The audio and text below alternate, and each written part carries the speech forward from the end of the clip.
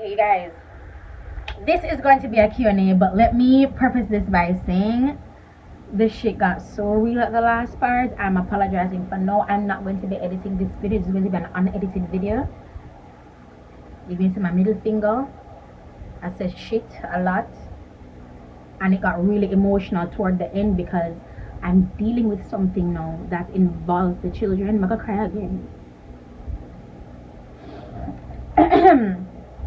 And that they just that question they just licked me for 6. So enjoy this unedited video, y'all, because a bitch needs to go and I'm not gonna edit this tutorial is filmed. It's an unedited, is it not? It's gonna be edited, yeah, because it's nice and cool, but it's like a no makeup look. And I know it's not your idea of a no makeup look, but I did not put my makeup on how I would usually put my makeup on. But anyway, enjoy this video.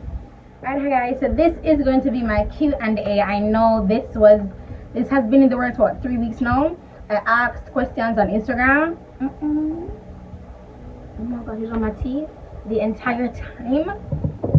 So I asked questions on Instagram and I asked questions on YouTube. So I'm going to my YouTube community and I'm going to answer these questions. So let's go.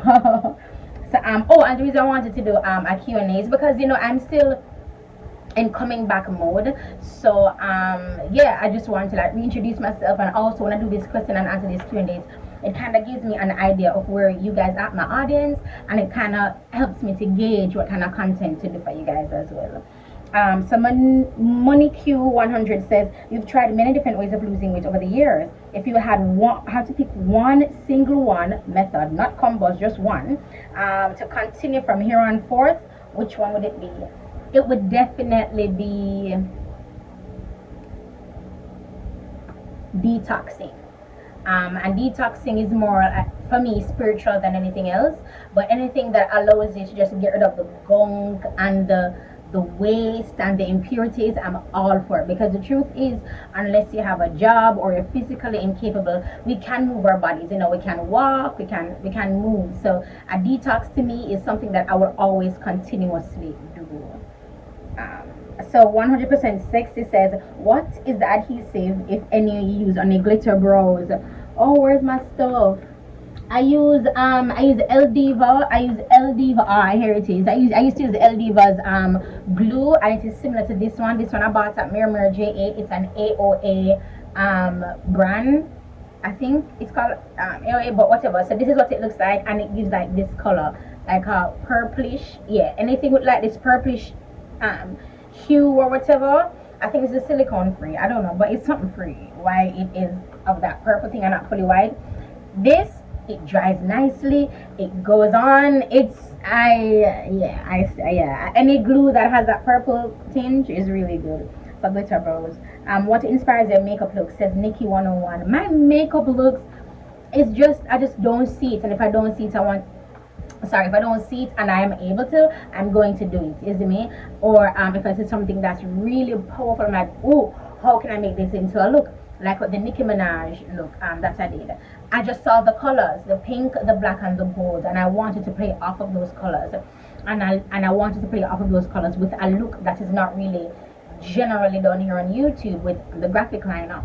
That's the type of person I am. To me, this is the closest I'll ever get to a natural beat, and my brows are blue. And they're dark blue, deliberately, because for me, this is natural. I mean, that is a lot, and that's just me with my personality. Is it me? For you, it's different. How did you lose so much weight? I am asked Tanya Fletcher. I've been losing weight now for over 7 years. I'm so glad I can address this properly in a video. I have been losing weight since my very first child was born. That's Jonathan. Jonathan is now 7. He'll be 8 next year. So I've been losing weight, gaining weight, losing weight for over 7 years. I've done teaming. I did TLC first when they used to do the tea bag alone, and then we used to have to steep it for 8 hours. Then I went on to teaming. Teaming, of course, works obviously, and then I went on to TLC. If there's anything else that I'm forgetting in terms of weight loss that I've ingested, let me know, because I share everything on here. And of course I went into like muscle building, so I used to do amino acids. I was like a protein junkie. I made protein bitch. Like, I've been doing this for years, and I just already come up. But with the fat dissolving injections at Cattleya, that's the only thing in the 7 years that I've been losing weight that has worked for my complete midsection weight loss. And no, my midsection to get it to where it is now. Now, I will say, preface this by saying, initially when I started getting the treatment by Cattleya, I was on my shit. I was drinking a lot of water, working out sometimes, and even that too, when going back to me working out for 7 years, I used to work out twice a day. Early in the mornings I go to the hill, and in the evenings I go to the gym, and I would eat after the gym. That was OMAD. OMAD is 1 meal a day. That's what OMAD means. These are things I've done on my channel. And when I stopped doing YouTube, I continued the same strategy even on Instagram. So I'm either inclined to think that I have just a shit ton of new people, or you forget that I've been doing this for 7 years. And for the 7, I'm going to be very petty and bitchy right now. And for the 7 years I've been doing this, baby, you're still big.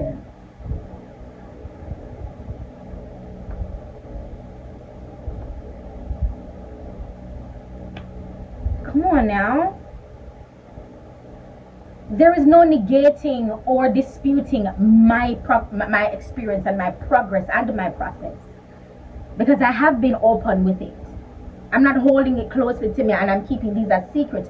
Every single thing I've done to lose weight, I've shared, because I understood that you guys want to lose weight as well. And I've been getting questions, I've gotten questions, I am getting questions, and I will always share, because I'm not one to hold information that helps to myself alone. And remember, I've been doing YouTube from before Jonathan was born. So within me is the inclination to share. Within me is the preference to share with you, my audience, of whom I don't know, I haven't seen with my eyes, but we have this connection. And I'm going to pause right here and stick Yahweh into this. We have not seen his face. I have not met you personally. I have not met Yahweh physically, but he has impacted my life in a way that mortal minds will never be able to comprehend unless you've had similar experiences in terms of you and Yahweh, Abba, Daddy, Jesus, God. And that comes without me seeing him with my eyes, touching him with my hands. And I am bringing him home to you. And I didn't intend on doing it like this, but it come in, it dropped right as saw. I'm gonna give you as it drop at party. We have not met. We have not hugged. We have not shook hands. We haven't kissed.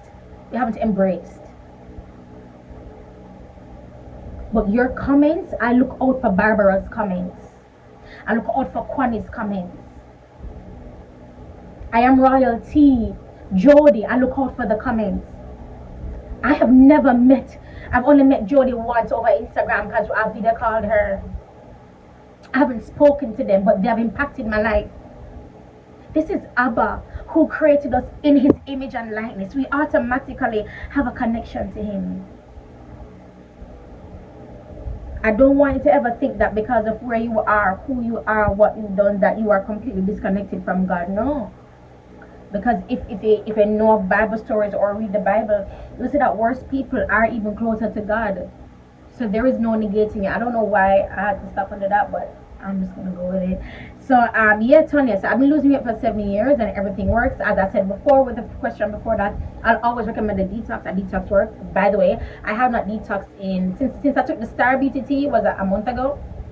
I haven't done a detox. Lamore Marie says, how are you?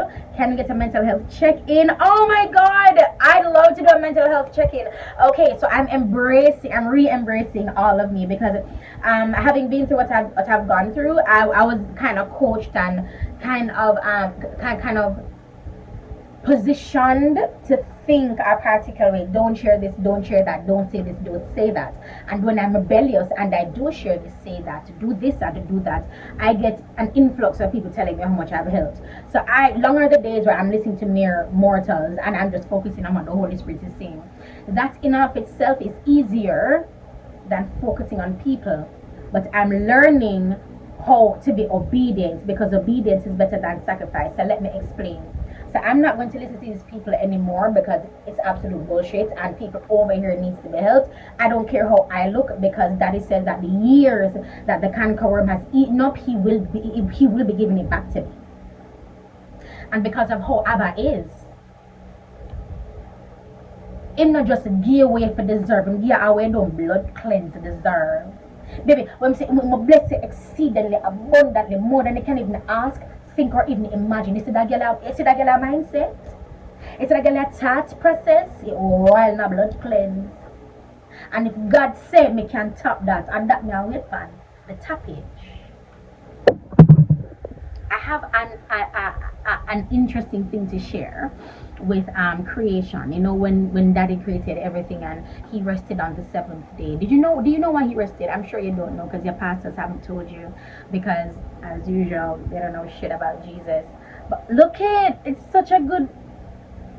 so good, like it glitter goes nowhere, bro. I don't know about these eyelashes though. See, ADHD. I'm sorry, they say ADHD and I'm just hyper focused. I am capable of focusing, you know.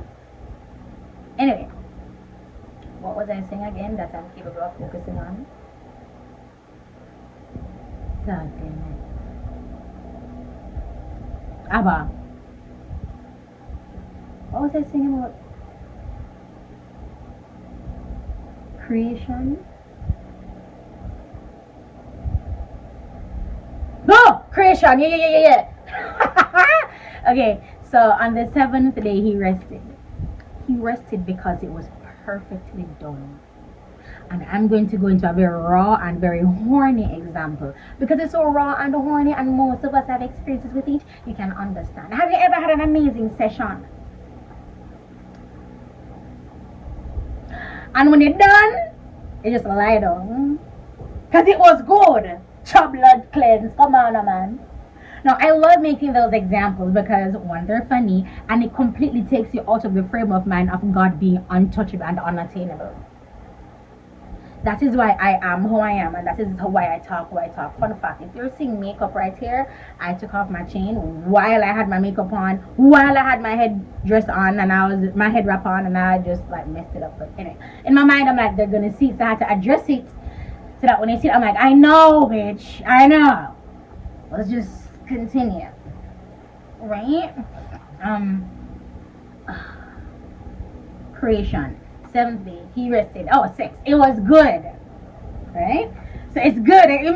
If I heard, which is a one-time thing, because back in the day the cut will move when I stay one place, and I'm the type, I'm gonna be honest, we just hit a smash it, we go cut, we gonna leave, you gonna leave this night, you know, you gonna bounce when we're done, or I'ma bounce when I'm done. But that's the essence, because after everything that he created, Abba Yahweh Jehovah Sitkinu, he said it was good. Meaning there is nothing else he could have done. Jesus Christ, thank you, Holy Spirit. And because there's nothing else that he could have done,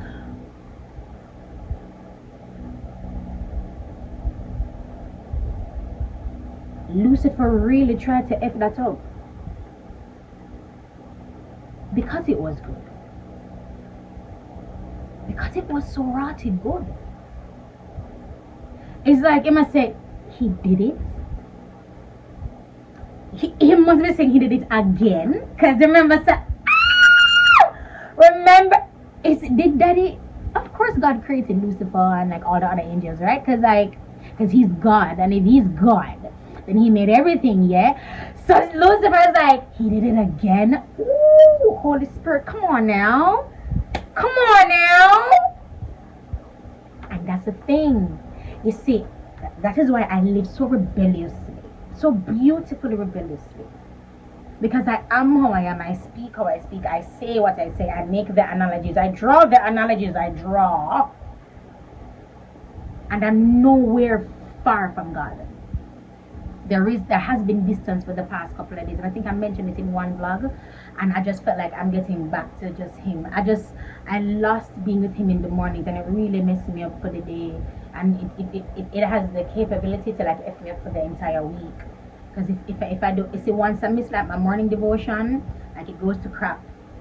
Like, and that easily turns into like a bad day, a bad week, a bad couple of days, easily. Because I missed that first focus. So it's like I'm just like unfocused for the remainder of the week or the day or the whatever. Is it me? So I'm like, Lucifer's like, did it again. And I bet the reason why Lucifer was like, I can do this, is because maybe daddy created him earlier. You know, like when they created some stuff first and they're watching you do that, and he was like, I can do this shit. I can make my own cherubims and servants and shit. I don't know what that is, but I can do better. I know that shit. I know that's right. Right? Bitch, come on now. I have not done a beauty and the Bible, and I've been holding off. Not deliberately, but subconsciously from a beauty and the Bible, because it's almost as if I'm like, what am I gonna say? There's so much that's happening. What the hell am I going to say? Mental health, great. Oh no, okay, yeah. Okay, so mental health is mental healthing. We have good days, we have bad days, we get depressed, we get sad, we get happy, we get annoyed, we experience joy, we experience pain, we experience pleasure, we experience hurt. We is life. Life is we. We are life, life are we. We am life, life am we. Life happens, shit happens. It does not remove you from the promises of God. It does not remove you from the love of God. It does not take you out of the frame of mind or repositions you for despair and being constantly depressed and destitute. No. Having experienced or going through that, or knowing that those stuff comes with life, how it ebbs and flows and how high and low life gets. The security I have is what daddy says. The security I have is what, when I read or listen to the Bible. The security I have is wanting to be like Jesus. I feel like the life of Jesus is so, oh, that's epic. That's an epic ass life. That is a rogue life. I know, I'm always saying, you know, I want to be like, I don't know if I could do what Jesus did. He was unapologetic, is unapologetic. He is so loving and going to cry. He is so loving and understanding. But he's so militant and warlike. He protects you and he keeps you. And he will heal you when people hurt you. And then Jesus said, greater things than me you will do. I'm like, first, I'm weak. I'm physically weak. I'm like, first of all, hold on. How am I going to do greater? I don't know how the greater applies. Greater?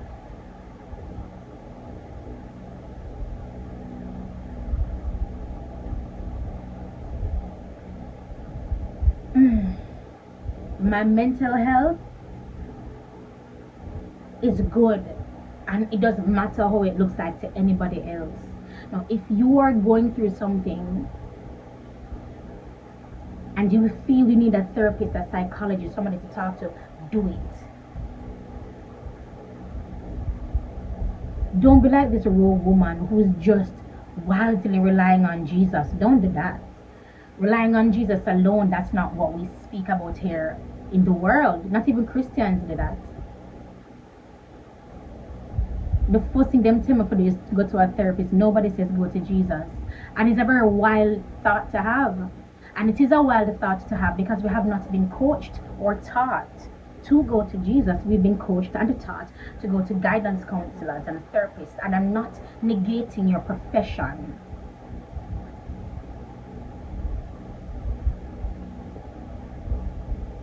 I'm saying if I don't have any money, or if I have social anxiety, how am I supposed to get help? If when I'm speaking to somebody I'm physically uncomfortable, how then can I sit with a therapist? If sitting and speaking to my own family members, mother, father, or whomever I live or whoever I live with, if I'm uncomfortable speaking to them, why the first thought is let her speak with a stranger or let him speak with a stranger. Now I'm speaking to somebody, no, and you don't have to comment, because if you comment, they might go at you in the comments because they're coming at me for what I'm saying. But I'm not shit me a chat, and I stand by what I say. So I'm going to ask the question: if I don't have any money and I need therapy, am I doomed to die? Can therapy be free for those of us who cannot afford therapy, who need to be helped mentally? I'm emphasizing all these words you emphasize to me. Come on now. Money Q again says, what led to the start of colorful eyebrows? Again, it's something I've never seen done. And what started the whole color, I don't know, I don't remember what started initially, but I know the glitter brows is definitely Miss Fame. She's a drag queen. I saw her before she went on RuPaul's Drag Race. I used to watch her tutorials. I'm like, yes, bitch, yes. Well, I saw that tutorial, the glitter one. It just came up, and then I started watching some other ones of her. And then she went on to RuPaul's Drag Race after I found her glitter brows. I'm like, yo, this is so cool. So, Miss Fame for the glitter brows. In terms of the colored brows, I can't remember who I saw with colored brows. But the very first time, remember when in that video, there's a video that Rihanna has where she has pink eyebrows. I don't know if it's there's a video with pink. I did my brows, my colored brows, way before she was doing her colored brows. So if I can find that video, I can probably have like a mental picture of how long. But I've been doing this for years. So Faith Mayo says, how are you handling co-parenting with your shit? Okay, so Monique says, how's grandma? Grandma is doing great. She does not like to sit down. As you know, with most old people, if you live with a granny, she must sit down. I just wanted them sitting there. Jordan Wholeness, my baby, says, how are you? I'm doing well. I'm doing well. Oh my gosh, and Lamour Marie says, what is it like co-parenting?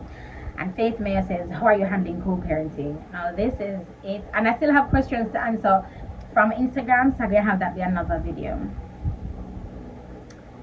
It is difficult, and I'm not going to go into how difficult it is, because whenever I speak of my difficulty, I'm completely attacked. You guys know, whenever I speak of on my side, because I tend to be the one that's not afraid to talk in any given situation, whether personal or business, I'm being told I shouldn't have said that, or I'm lying about something because the other person hasn't said anything.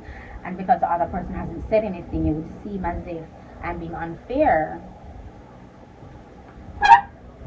But the truth is, if you have something to say, you're going to say it.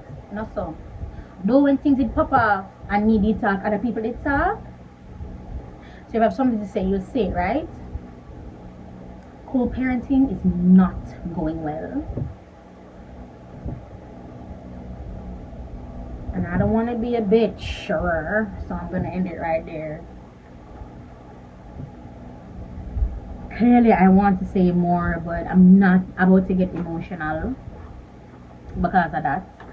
And it's just hard.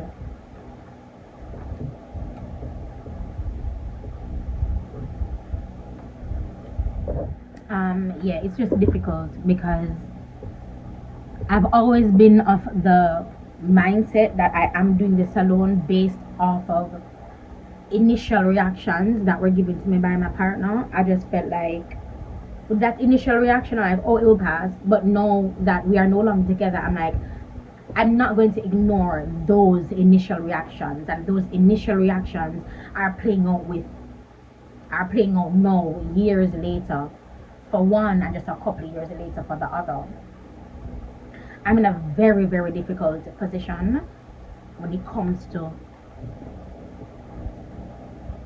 the mental health of my children and how adults interact with my children. The school that my son goes to is not the one that I wanted him to go to. So that alone, just from the jump, pissed me off. The school that Jonathan attends, I'm not even allowed on the grounds of the school because of COVID. But yet still, their teachers maskless, students still maskless. I had an issue where I had to take Jonathan to school early, and I'm thinking the school is open, he can just walk in. the school gate is open, but the children are just on the front, just as usual, just on the front. And I thought that they would have just gone inside, because I've never gotten into school that early before. But I walk where I go, and I have 2 children to walk with, and I have to come back and get ready for go up on the road. So that morning I had a lot of stuff to do. Now whenever I have a lot of stuff, this is where the difficulty comes. When I have a lot of stuff to do, picking them up from school and taking them to school, it messes me up. Me either have to cut something short, or I have to pick them up early. Just what the Jalil's teacher asking me, she have a bone to pick with me and daddy because him come school so bad. I had to stop her in her tracks. I said the first week my child came to school, he was sick. Now you made mention of Jonathan. The teacher said that Jonathan never stopped from school so frequently. He could not have. He did not come to this school at that age. The school Jonathan went to, he went to school less than Jalil because he kept on getting impetigo, hand, foot and mouth disease, fever. Jonathan was constantly sick.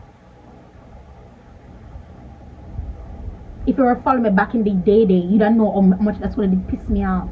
And it was a private school. He was constantly sick. So now, obviously, for a brand new child who's just attending school, mixing with the other children for the very first time, he's going to get sick. I get it now.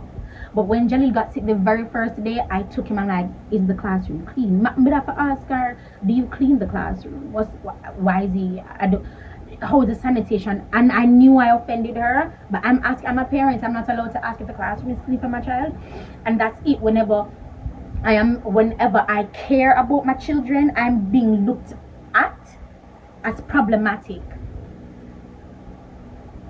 When my child comes home and tells me that his teacher is being rough with him, I'm going to have an audience, but I don't even have his teacher's number. I'm told there's a WhatsApp group that the parents aren't allowed to speak in. We just receive information.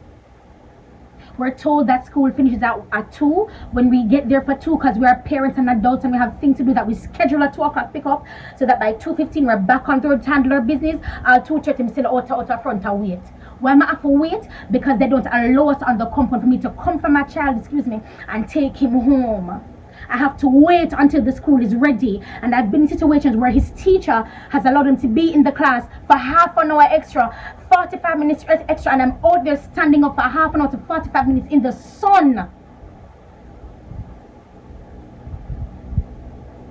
But because I will not relent in speaking, I will not hold back how I'm feeling, I am problematic.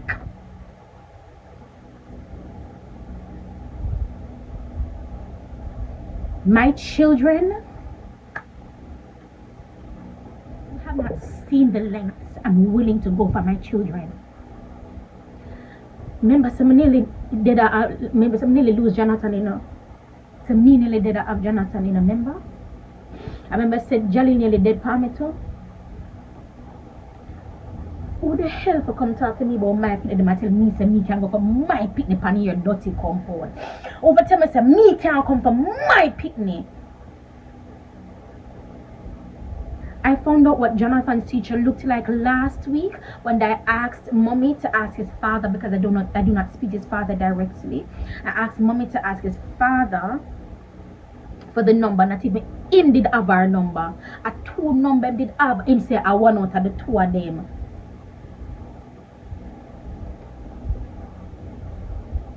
What kind of school around? And how is it okay with Ministry of Education? I'm very confused.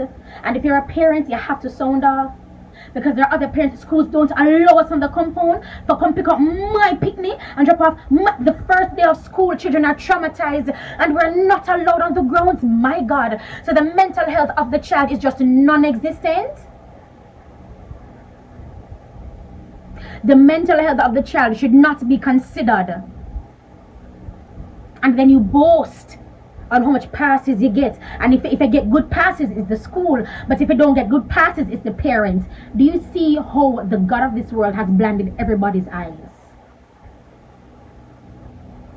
this video took a turn for the worse, and it's because I'm talking about my boys. Because as I said, a shit ton is happening that I have not been saying anything about, but I will. I'm saying this publicly, so that when you watch this video, you see me. You have not seen the lengths I'm willing to go for my boys. You not see it. You not see it. And I won't be doing it in anger. I won't be vindictive. It will be done out of love. Complete love for my boys. Kind of the love that God has for his people. You know how that goes.